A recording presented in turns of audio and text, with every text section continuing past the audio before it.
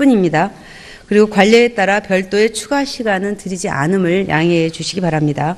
혹시 미진한 사항이 있으면 보충 질의 시간을 활용하셔서 회의가 효율적으로 진행될 수 있도록 적극 협조해 주시기 바랍니다. 먼저 존경하는 새누리당의 김한표 의원님 질의해 주시기 바랍니다. 예, 경남 거제 출신 김한표 의원입니다. 오늘부터 우리는 2017년도 나라 살림을 걱정하면서 예산에 관한 공방을 통해서 우리 국민들께서 행복하실 수 있는 그런 짜임새 있는 예산이 편성되어지기를 바라고, 또 우리 국회에서 구석구석 심의를 잘해서 예산 낭비가 되지 않도록 하는 것이 우리의 임무다라는 생각을 갖습니다. 특히 오늘 우리 예결위장은 정치 공방의 장이 아니라 그야말로 예산 공방의 장, 본류의 모습을 우리 국민들께 보여드렸으면 합니다. 질의를 시작하겠습니다. 경제부총리 겸 기획부장관님, 예. 최근 언론 보도를 통해서 보니까 맥킨지 보고서라고 하는 게 나왔습니다. 우리 조선산업 구조조정 컨설팅에서 대우조선해양의 해양사업 철수를 권고했습니다. 하지만 잘 아시다시피 불과 3년 전에는 2013년에 그 맥킨지 보고서가 대우조선해양의 상선 분야는 선택과 집중을 통해서 차별화하고 해양 플랜트에 주력하라고 상반된 결론을 제시를 했었는데, 이 보고서가 나온 지 1년 뒤부터 국제유가 하락하고 해양 플랜트 발주가 뚝 끊겨지면서 우리 맥킨지 보고서가 제대로 예측을 하지 못하고 엉뚱한 그런 결론을 내므로 해서 혼란이 많이 왔다, 이렇게 생각이 되어집니다. 그런데 최근에 우리 정부가 아직 이 분야에 관해서 정리도 하지 않은 그런 일들을 언론을 통해서 마치 홍보를 하는 듯한, 아니면 결론을 유도하는 듯한 그런 무책임한 모습을 보여주셨는데, 이게 어떤 이유에서 이렇게 나왔습니까? 예, 우선 그 맥킨지 보고서라는 것은 이제 그 당시에 뭐 언론에 어떻게 나왔는지도 저도 잘 모르겠습니다. 그것이 그 최종 보고서가 아니고요. 그렇기 때문에 이것이 이제 마무리 단계에 있다, 그 당시에 나온 것이 왜 그렇게 나왔는지는 저도 아직 모르고, 하여튼 그것이 최종 보고서는 아니다는 말씀을 드리고, 이 보고서를 어떻게 활용할 것이냐, 제가 아마 그 청문회, 구조조정 청문회 때도 말씀을 드렸을 것 같습니다. 이것이 참고 자료로서는 유용하다. 그러나 이것을 뭐 그대로 따라가서 뭘 어떻게 정부의 방침을 정한다는 것은 아니다. 이렇게 말씀을 드린 바가 있습니다. 그래서 이게 하여튼 지금 언론에 보도된 내용들은 그것이 최종 보고서가 아니고 어떻게 중간 단계 보고서가 원래 나가지 않아야 되는데 나가게 되는지는 저희도 알아보고 있습니다. 하여튼 그렇다는 말씀을 드립니다. 정부에서 하는 일들이 정말 심도 있게 아주 깊이 연구하고, 그 다음에 아주 결론을 내렸을 때는 또 과감하게 추진력을 쏟아야 하는데, 중간에 이렇게 결정되지도 않은 부분들이 언론에 나옴으로써 마치 이런 식으로 유도되어지는 듯한 분위기를 만들어서 그 해당 지역에 있는 그 기업체와 또 지역에 있는 근로자들이 얼마만큼 고심하고 또 많이 걱정했는지, 이런 부분을 좀 알게 되면은 한 가지 발표할 때도 좀 조심성 있게 해야 되는데 전혀 그렇지를 못합니다. 제가 우리 맥킨지 보고서가 얼마나 엉터리인지 예를 들어서 한번 설명을 해드릴까 합니다. 1996년도에 두산그룹에서 맥킨지 보고서가 권고한 내용이 소비재 사업 정리하고 중장비 산업재로 전환하라, 이렇게 조언을 했는데, 그래서 오비 맥주, 코카콜라 등 주력 산업이 따라 폐쇄해버리고 매각해버리고 한국중공업과 대우종합기계, 또 미국 소형 건설장비 회사인 밥캣을 인수토록 그렇게 유도를 했습니다. 그런데 두산 밥캣 인수 자금에 대한 부담으로 지금까지 10년째 구조조정에 시달리고 있기도 합니다.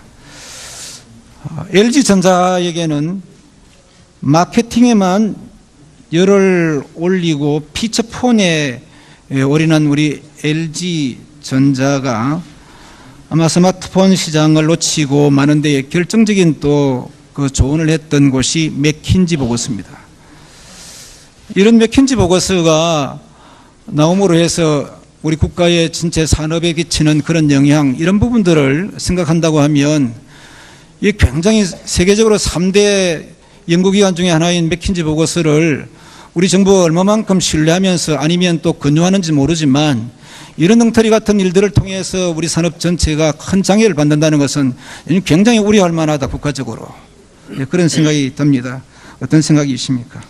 예, 그 당시에 보고서는 제가 논평을 드리기가 뭐합니다만 아마 이제 여러 보고서가 있을 텐데, 다른 케이스 있을 텐데, 아까도 다시 말씀을 드렸습니다만 다시 말씀을 드리면 이번에 이제 나오는 맥킨지 보고서가 이제 그 완료 단계에 있습니다만은 그것 완료가 된다 하더라도 그것이 또 그것을 그대로 우리 정부가 받아서 그대로 하는 방안을 세우는 것은 아니다는 말씀을 다시 드립니다. 저희가 꼼꼼히 대책을 마련해서 의원님이 걱정하시는 그런 일이 없도록 하겠습니다.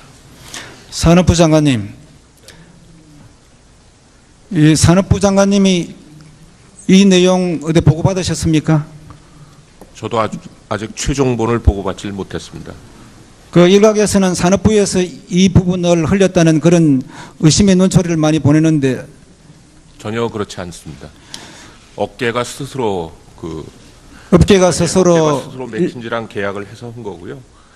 그 조선해양플랜트 협회에서 이 부분을 의뢰를 해서 만들었을 텐데 이거 업계 스스로가 발표했다 그 뜻입니까? 그 과정은 제가 전혀 모르겠고요. 제가 아까 경제부총리께서 말씀하셨듯이 맥킨지 자료는 중요한 참고 자료의 하나일 뿐입니다. 정부 대책은 맥킨지 자료를 포함해 가지고 그 각종 국내외 자료, 또 전문가, 업계 의견, 또 관련 그 기자재 업체 등을 포함해 가지고 이제 정부의 정책적 판단이 같이 담긴 보고서가 나올 겁니다. 이러한 보고서 때문에 많은 근로자들 눈물로 또 지새우고 또 지역에서는 굉장히 걱정들을 많이 했는데 이런 그 일들을 어지럽게 한 사람들이 누구인지 어느 곳인지 우리 산업부 장관님과 기획재정부 장관님 좀 파악하셔서 저희들한테도 좀 브리핑해 주시기 바랍니다. 예, 알아보도록 하겠습니다. 네. 연이어서 말씀을 좀 드리겠습니다. 우리 대우조선 그 사태 때문에 많은 국민들이 걱정하시고 우리 정부도 전방위적으로 살리겠다는 강한 의지를 나타내 주셨습니다. 그런데 대우조선이 내년에 4월에 4,400억을 시작으로 해서 한 해 총 9,400원의 회사차 만기가 들어오고 그러긴 한데 지금 그 유동성에 대한 부분, 그 다음에 자본 이제 잠시 완전히 된 상태에서 이런 상태에서는 해외 수주를 해도 경쟁력이 없기 때문에 굉장히 그 수주하는데 어려움이 많습니다. 해서 이 자본 확충 부분에 대해서 어떤 생각을 갖고 계신지 한 말씀해 주시기 바랍니다. 예, 이제 저희가 대책을 마련하기 위해서 이제 관계기관 간에 대우조선의 재무구조 개선 방안을 이제 협의 중이다는 말씀을 다시 드립니다.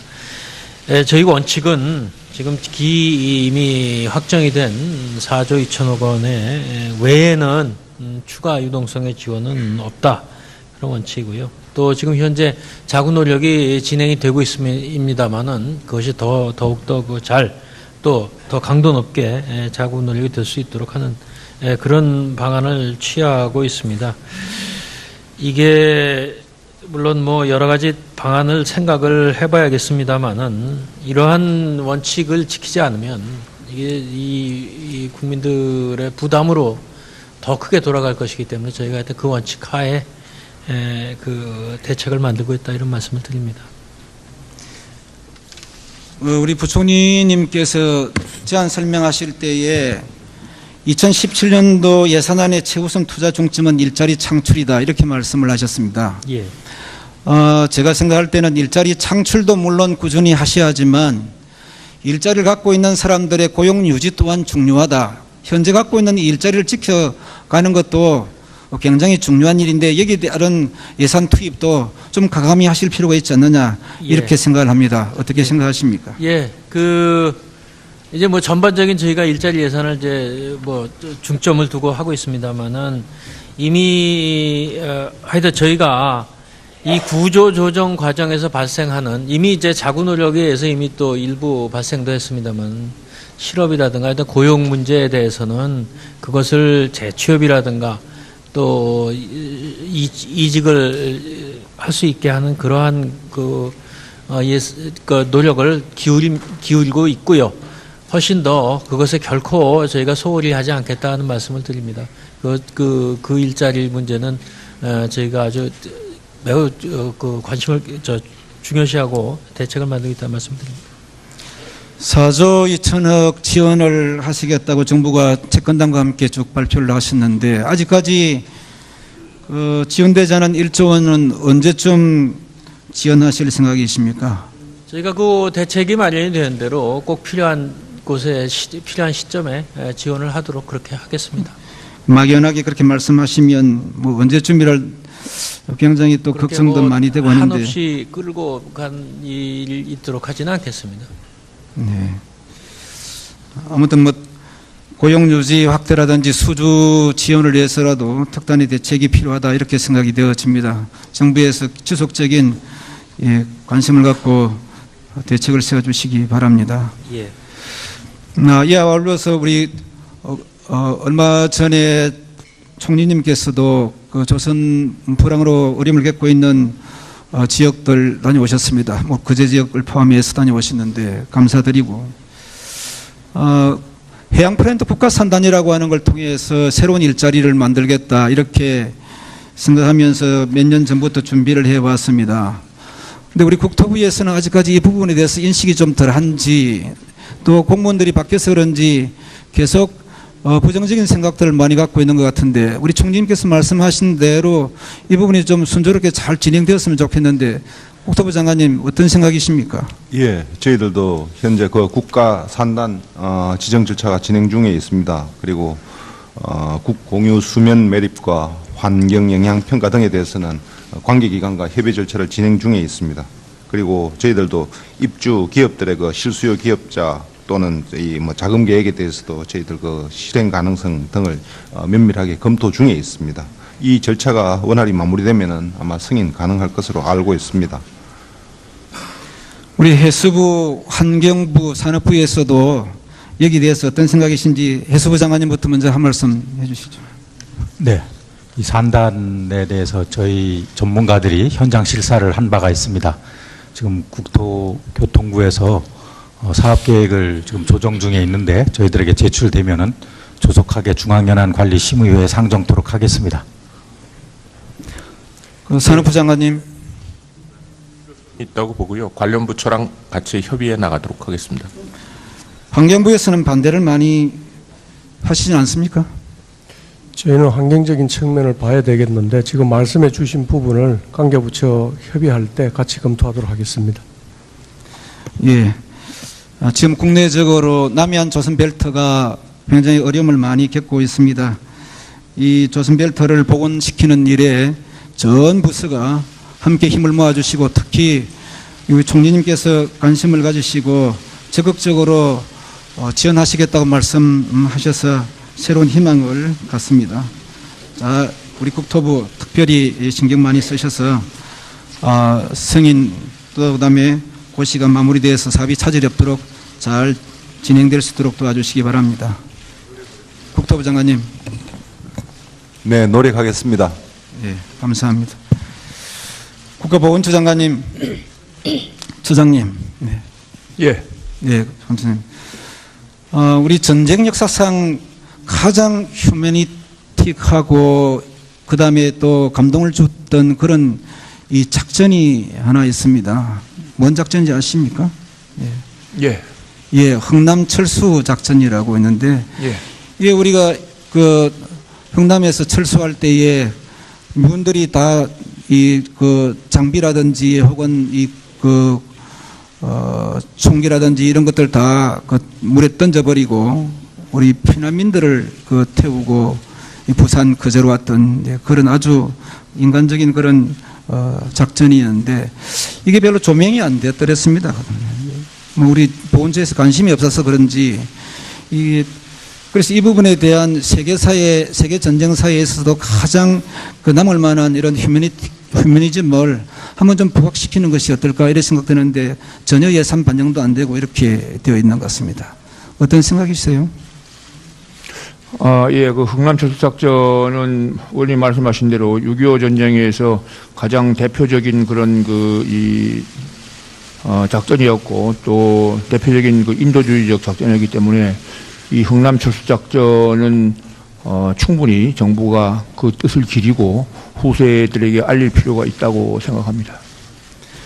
예, 당시에 우리 전쟁의 호국 영웅들이라든지 또 수많은 우리 피난민들의 애환이 담긴 그런 일들을 통해서 마음을 한대로 모을 수 있는 좋은 그런 호재라고 생각합니다. 특히 이게 기네스북에 올라져 있습니다. 그래서 이 부분 잘 챙겨주시고 우리 기획재정부 장관님, 이 부분에 대해서 지원하실 용의는 없으십니까? 예, 이게 지금 현재 논의를 하는 중인 것으로 알고 있습니다. 그래서 논의가 좀 관계부처간 협의가 되어야 되기 때문에 그것이 완료가 되면 저희도 적극 검토하겠습니다. 네, 수고하셨습니다. 다음은 오전 질의 마지막으로 더불어민주당의 존경하는 박홍근 의원님 질의해 주시기 바랍니다. 네, 서울 중랑을의 박홍근 의원입니다. 국민들은 묻고 있습니다. 이 정부가 박근혜 정부인지 최순실 정부인지. 최근 우리 국민들의 반응은 부끄럽다. 조선일보의 사설입니다. 제목입니다. 그리고 황당하다. 여당 안에서도 이게 나라냐고 물어봅니다. 국민이 받은 충격은 형언할 수가 없습니다. 오늘 이 자리는 내년도 400조 예산을 심사하는 첫 자리입니다. 그런데 다 아실 겁니다. 공자께서 국가가 순서를 정해서 한 가지씩 포기한다면 먼저 군대, 안보를 포기하고 그 다음 식량, 경제를 포기하고 그리고 백성의 믿음은 끝까지 지켜야 한다며 무심분립을 이야기했습니다. 그런데 대통령 지지율이 역대 최저 기록에 이어서 이제 그나마 남은 신뢰와 기대마저도 깡그리 무너졌습니다. 이런 신뢰 없는 정부, 대통령이 제출한 이 예산안에 대해서 과연 국민들은 믿겠습니까? 저는 우선은 그 신뢰 회복, 나라를 다시 바로잡는 문제부터 시작해야 한다고 봅니다. 대통령이 그렇게 강조해왔던 안보와 민생도 결국은 국민 신뢰 위에 서 있어야 온전할 겁니다. 지금 우리 작금의 현실은 어떻습니까? 헌법 정신이 유린된 겁니다. 단순히 문서 유출의 문제가 아닙니다. 측근들의 일부 비용을 유용했다는 문제가 아닙니다. 잘 아시는 헌법 1조 2항. 대한민국 주권은 국민에게 있고 모든 권력은 국민으로부터 나온다고 했습니다. 이 정신에 심각한 도전이 발생한 겁니다. 대한민국의 권력이 사유화됐습니다. 헌법 정신은 깡그리 유린됐습니다. 그것을 대통령이 자초한 것이 지금 상황이라고 보시면 되겠습니다. 그런데 이런 민심을 제대로 보지 못하고 이 상황을 본질적으로 보지 못하고 혹시나 청와대나 정부는 단순히 문건 유출에 불과한 그런 사건으로 덮으려고 하는 것은 아닌지 저는 심히 걱정됩니다. 정말 헌법을 부정한 국가 리더십이 지금 상실된 이 책임을 본질적으로 물어야 할 때입니다. 관련해서 좀 질문을 해가겠습니다. 어제 대통령께서 95초의 면피성, 진정성 없는 사과를 했습니다. 국민들의 분노는 오히려 들끓게 만들었습니다. 이원정 실장님, 어제 대통령의 대국민 사과, 실장께서나 참모들께서 건의하신 겁니까? 아니면 대통령께서 알아서 준비하신 겁니까? 직접 하셨습니다. 그러면 내용을 참모들로서도 실장께서는 모르고 있었습니까? 대통령께서 직접 나와서 말씀하시고 또 직접 작성하셨습니다. 그 내용이 적정했다고 보십니까?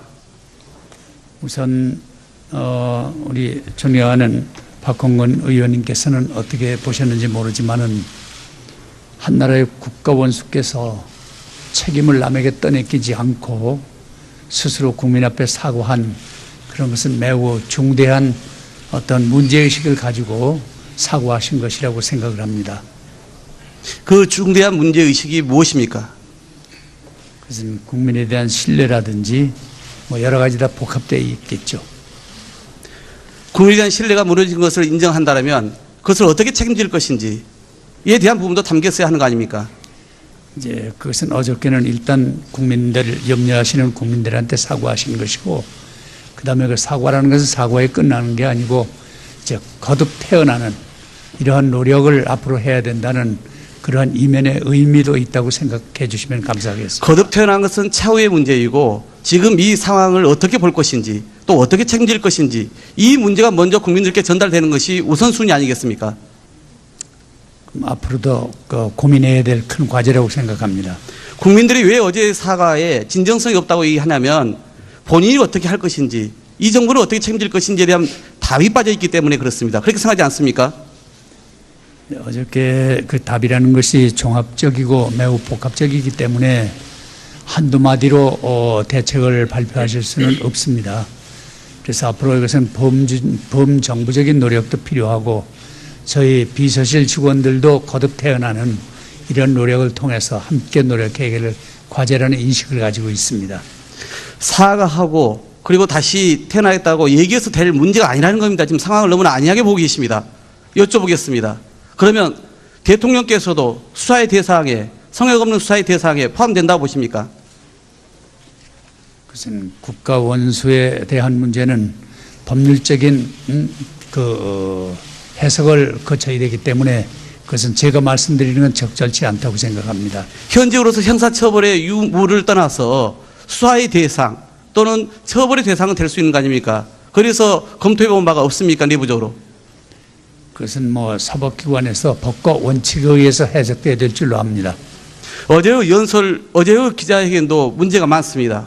대통령께서는 순수한 마음에서 연설과 홍보에 관해 한 일이라고 얘기했습니다. 그런데 불과 몇 시간도 지나지 않아서 최순실 씨가 연설 홍보뿐만 아니라 국정 전반에 대해서 관여했다는 사실이 각 언론사의 보도를 통해서 쏟아져 나왔습니다. 대통령의 해명이 무색해졌습니다. 또 박 대통령께서는 청와대와 보좌 체제가 완비된 이후에 그만두었다고 했습니다. 그런데 이성한 전 미르재단 사무총장은 최근까지도 최순실 씨가 이 국정운영 전반에 대해서 광범위하게 개입했다는 것을, 그래서 최 씨가 대통령에게 이래라 저래라 하는 구조라고까지 언급을 했습니다. 결국 어제 대통령의 사과마저도 사실에 입각하지 않았다라고 하는 국민들의 이 불신 어떻게 해명할 겁니까? 일단 어저께 국민 앞에 정말 머리 숙이시면서 사과하신 그 진정성을 좀 널리 이해해 주시면 감사하겠습니다. 대통령께서는 최근까지 최순실 씨 국정농단에 대해서 근거 없는 의혹 제기로 흔들지 말라고 이야기를 했습니다. 그런 분이 어제 사실을 인정했으니 국민들은 불신할 수밖에 없는 거 아닙니까? 무슨 얘기를 한들 불신할 수밖에 없는 상황에 돼 있다는 것입니다. 한마디로 국가 리더십이 지금 실종된 상황입니다. 헌법 정신 위배하고 국가 권력을 사유화한, 분점한 그런 부분을 우선 규명하는 것이 마땅합니다. 그럼에도 불구하고 최소한 진실의 규명을 위해서 성역 없는 신속한 수사가 불가피할 겁니다. 이 게이트의 수사 대상은 역대급입니다. 따라서 당연히 그에 걸맞는 역대급 특별검사팀을 꾸려지는 게 마땅한 상황입니다. 실장님, 우선 사실관계 하나 여쭤보겠습니다. 청와대 보안 시스템상 첨부 파일이 이메일을 통해서 외부로 유출될 방법이 있습니까, 없습니까?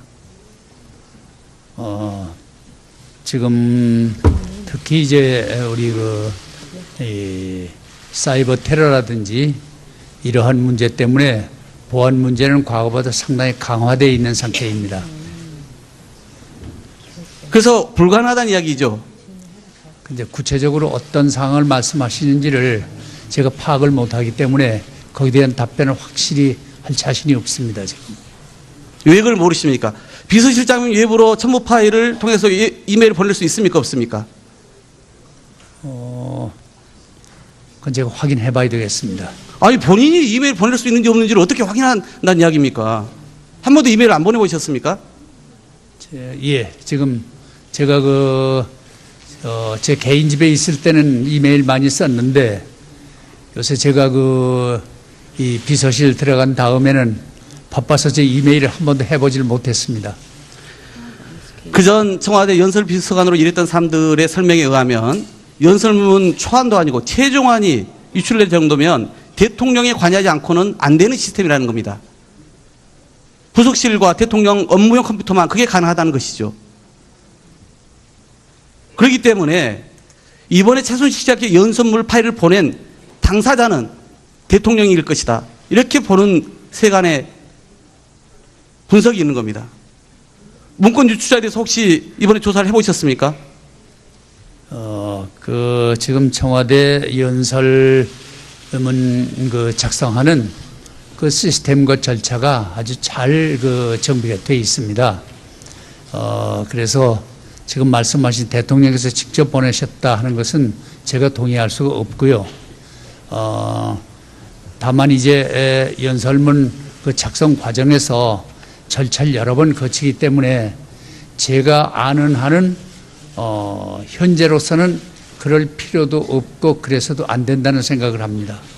아마 실장께서 지난번에도 잘 모르고 답변을 국감에서 하신 것처럼 지금 답변도 모르고 하실 수 있는 가능성이 높습니다. 청와대의 지금 시스템은 그런 보안 문제 때문에 감찰을 받기 때문에 다른 분들은 다 차단되어 있다는 것입니다. 또 하나 여쭤보겠습니다. 이재만 비서관이 매일 저녁 30cm나 되는 대통령 보고서를 최순실 씨에게 전달했다. 이런 증언이 나왔습니다. 이게 있을 수 있는 일입니까? 글쎄, 그게 저도 예, 언론을 정호성 통해서 언뜻 씨가 봤는데 막 그런 일이 가능했겠습니까? 어떻게? 그러니까 지금 실장님은 허수아비라는 얘기가 지금 나오고 있는 것입니다. 좀 물어볼까요? 포털 사이트에서 지금 계속 탄핵, 하야 이런 얘기가 일일이 나올 정도로 심각한데 대통령께서도 지난 2014년도 청와대 문건에 대해서 찌라시나 나온 이야기라고 폄훼했어요. 그런데 지금 사실 인정하지 않습니까? 이제는 최 씨 관련된 의혹에 대해서 우리가 사실로 다 국민들을 받아들이고 있는 것입니다. 그때 국민들과 야당과 언론의 경고를 받아들였으면 그래서 등잔 밑을 제대로 살폈으면 이 상태 정말 국기문란 상황까지 오지는 않았죠. 그런데 이원정 실장은 뭐라 그랬습니까? 지난 20일 국감에서 최순실 씨 취미가 대통령 연설문을 수행하는 거다 이런 말이 나왔더니 봉건 시대에도 있을 수 없는 입에 올리기도 싫은 성립도 안 되는 이야기다 이렇게 얘기했습니다. 또 정상적인 사람이라 믿을 사람이 있겠냐? 그럼 우리 국민들이 정상적이지 않습니까? 또 책임 참모로서 이렇게 마치 봉건 시대라고 만드는데 일조라도 했다는 겁니까? 그리고 또 하나 여쭤보겠습니다.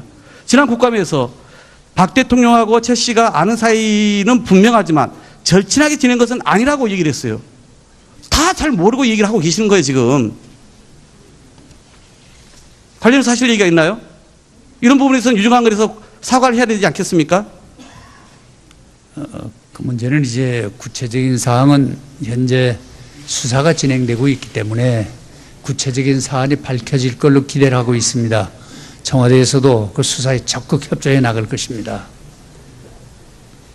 청와대가 실제 어떻게 돌아가는지도 모르시는 실장님이십니다. 정말 청와대 비서실장 또는 비서실은 어떻게 왜 존재하는 것입니까? 법무부 장관께 하나 여쭤보겠습니다. 오늘에서야 압수수색이 들어갔죠? 예, 압수수색을 했습니다. 언론이 모든 자료를 다 파헤치고 상황을 지금 규명하면서 그 자료를 받아서 수사하는 게 대한민국 검찰의 수준입니까? 독일 검찰이 먼저 수사를 시작하는 이것을 과연 우리 국민들은 어떻게 납득을 해야 됩니까? 오늘 압수수색을 착수를 했지만 압수수색을 하기 위해서는 미리 영장을 청구를 하는 절차를 거쳐야 되기 때문에 압수수색 절차는 상당 전부터 준비를 해왔습니다. 아니 그 사이에 이미 재단이나 최 씨 관련된 자료들 폐기되고 최 씨, 차은택 이런 사람들 다 해외로 빠져나가고 그러니까 결국은 대통령이 한마디 하시니까 재단 자금 유용에 대해서만 한마디 하니까 그때서야 부랴부랴 검사 보강하고 수사의 속도를 내는 이게 도대체 정상적인 나라의 검찰이냐고 제가 여쭤보는 겁니다.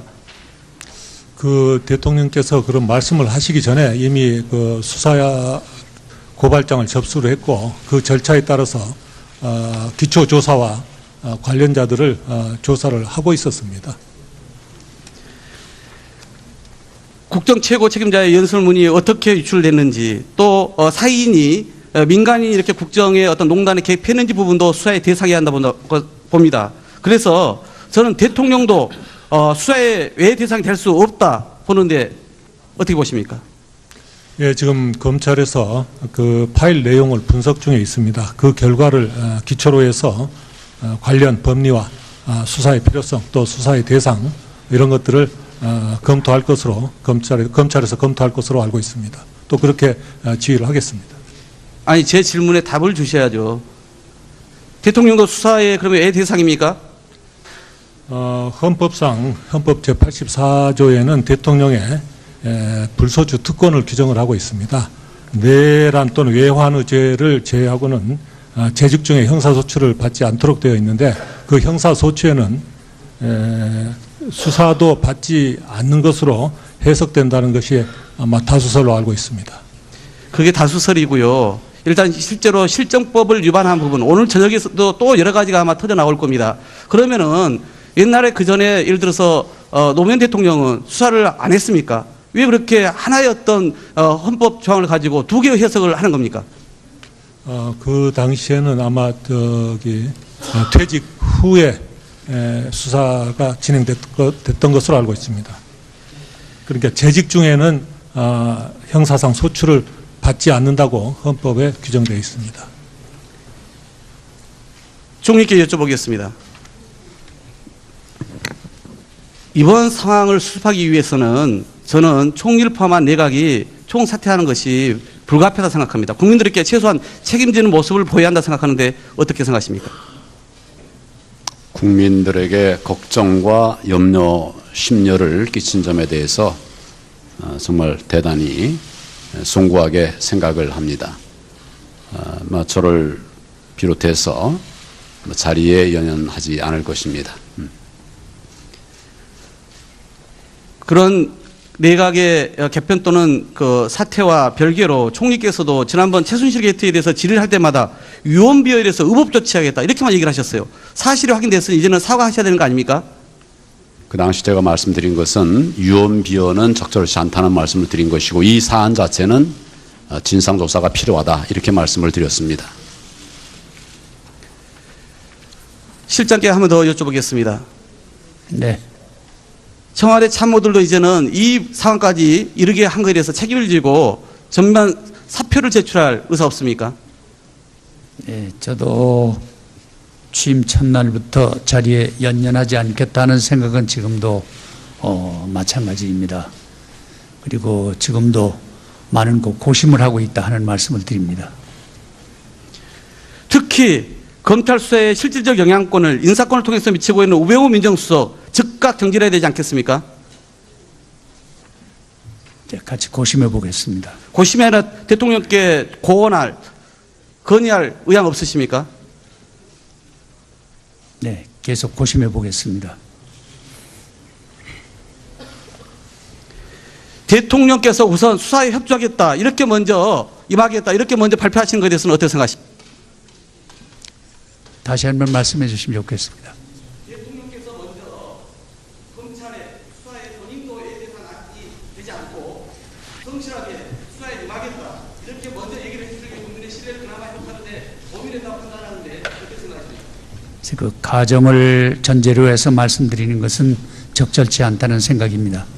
중장비 산업재로 전환하라 이렇게 조언을 했는데 그래서 오비 맥주, 코카콜라 등 주력 산업이 따라 폐쇄해버리고 매각해버리고 한국중공업과 대우종합기계 또 미국 소형 건설장비회사인 밥캣을 인수토록 그렇게 유도를 했습니다. 그런데 두산 밥캣 인수자금에 대한 부담으로 지금까지 10년째 구조조정에 시달리고 있기도 합니다. LG전자에게는 마케팅에만 열을 올리고 피처폰에 올인한 우리 LG전자가 아마 스마트폰 시장을 놓치고 마는 데에 결정적인 또 그 조언을 했던 곳이 맥킨지 보고서입니다.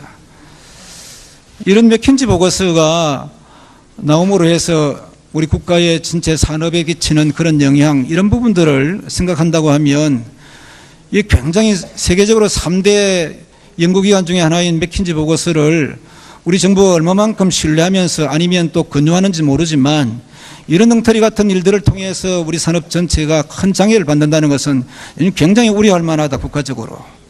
그런 생각이 듭니다. 어떤 생각이십니까? 예, 그 당시에 보고서는 제가 논평을 제가 아마 그 청문회 구조적 청문회 때도 말씀을 드렸을 것 같습니다. 이것이 참고 자료로서는 유용하다. 그러나 이것을 그대로 따라가서 뭘 어떻게 정부의 방침을 정한다는 것은 아니다. 이렇게 말씀을 드린 바가 있습니다. 그래서 이게 하여튼 지금 언론에 보도된 내용들은 그것이 최종 보고서가 아니고 어떻게 중간 단계 보고서가 원래 나가지 않아야 되는데 나가게 되는지는 저희도 알아보고 있습니다. 하여튼 그렇다는 말씀을 드립니다. 정부에서 하는 일들이 정말 심도 있게 아주 깊이 연구하고 그다음에 아주 결론을 내렸을 때는 또 과감하게 추진력을 쏟아야 하는데 중간에 이렇게 결정되지도 않은 부분들이 언론에 나옴으로써 마치 이런 식으로 유도되어지는 듯한 분위기를 만들어서 그 해당 지역에 있는 그 업체, 기업체와 또 지역에 있는 근로자들이 얼마만큼 고심하고 또 많이 걱정했는지 이런 부분을 좀 알게 되면은 한 가지 발표할 때도 좀 조심성 있게 해야 되는데 전혀 그렇지를 못합니다. 제가 우리 맥킨지 보고서가 얼마나 엉터리인지 예를 들어서 한번 설명을 해드릴까 합니다. 1996년도에 두산그룹에서 맥킨지 보고서가 근거한 내용이 소비재 사업 정리하고 뿐입니다. 그리고 관례에 따라 별도의 추가 시간은 드리지 않음을 양해해 주시기 바랍니다. 혹시 미진한 사항이 있으면 보충 질의 시간을 활용하셔서 회의가 효율적으로 진행될 수 있도록 적극 협조해 주시기 바랍니다. 먼저 존경하는 새누리당의 김한표 의원님 질의해 주시기 바랍니다. 예, 경남 거제 출신 김한표 의원입니다. 오늘부터 우리는 2017년도 나라 살림을 걱정하면서 예산에 관한 공방을 통해서 우리 국민들께서 행복하실 수 있는 그런 짜임새 있는 예산이 편성되어지기를 바라고 또 우리 국회에서 구석구석 심의를 잘해서 예산 낭비가 되지 않도록 하는 것이 우리의 임무다라는 생각을 갖습니다. 특히 오늘 우리 예결위장은 정치 공방의 장이 아니라 그야말로 예산 공방의 장, 본류의 모습을 우리 국민들께 보여드렸으면 합니다. 질의를 시작하겠습니다. 경제부총리 겸 기획부 장관님. 예. 최근 언론 보도를 통해서 보니까 맥킨지 보고서라고 하는 게 나왔습니다. 우리 조선산업 구조조정 컨설팅에서 대우조선해양의 해양사업 철수를 권고했습니다. 하지만 잘 아시다시피 불과 3년 전에는 2013년에 그 맥킨지 보고서가 대우조선해양의 상선 분야는 선택과 집중을 통해서 차별화하고 해양 플랜트에 주력하라고 상반된 결론을 제시를 했었는데 이 보고서가 나온 지 1년 뒤부터 국제유가 하락하고 해양 플랜트 발주가 뚝 끊겨지면서 우리 맥킨지 보고서가 제대로 예측을 하지 못하고 엉뚱한 그런 결론을 내므로 해서 혼란이 많이 왔다 이렇게 생각이 되었습니다. 그런데 최근에 우리 정부가 아직 이 분야에 관해서 정리도 하지 않은 그런 일들을 언론을 통해서 마치 홍보를 하는 듯한 아니면 결론을 유도하는 듯한 그런 무책임한 모습을 보여주셨는데 이게 어떤 이유에서 이렇게 나왔습니까? 예, 우선 그 맥킨지 보고서라는 것은 이제 그 당시에 언론에 어떻게 나왔는지도 저도 잘 모르겠습니다. 그것이 그 최종 보고서가 아니고요. 그렇기 때문에 이것이 이제 마무리 단계에 있다. 그 당시에 나온 것이 왜 그렇게 나왔는지는 저도 아직 모르고 하여튼 그것이 최종 보고서는 아니다는 말씀을 드리고 이 보고서를 어떻게 활용할 것이냐 들기가 뭐합니다만 아마 이제 여러 보고서가 있을 텐데 다른 케이스 있을 텐데 아까도 다시 말씀을 드렸습니다만 다시 말씀을 드리면 이 이번에 이제 나오는 맥킨지 보고서가 이제 그 완료 단계에 있습니다만은 그것 완료가 된다 하더라도 그것이 또 그것을 그대로 우리 정부가 받아서 그대로 뭐 하는 방안을 세우는 것은 아니다는 말씀을 다시 드립니다. 저희가 꼼꼼히 대책을 마련해서 의원님이 걱정하시는 그런 일이 없도록 하겠습니다. 산업부 장관님, 이 산업부 장관님이 이 내용 어디 보고받으셨습니까? 저도 아직 최종본을 보고받질 못했습니다. 그 일각에서는 산업부에서 이 부분을 흘렸다는 그런 의심의 눈초리를 많이 보내는데 전혀 그렇지 않습니다. 업계가 스스로 업계가 스스로 맥킨지랑 계약을 해서 한 거고요. 그 조선해양플랜트 협회에서 이 부분을 의뢰를 해서 만들었을 텐데 이거 업계 스스로가 발표했다 그 뜻입니까? 그 과정은 제가 전혀 모르겠고요. 제가 아까 경제부총리께서 말씀하셨듯이 맥킨지 자료는 중요한 참고 자료의 하나일 뿐입니다. 정부 대책은 맥킨지 자료를 포함해 가지고 그 각종 국내외 자료 또 전문가, 업계 의견 또 관련 그 기자재 업체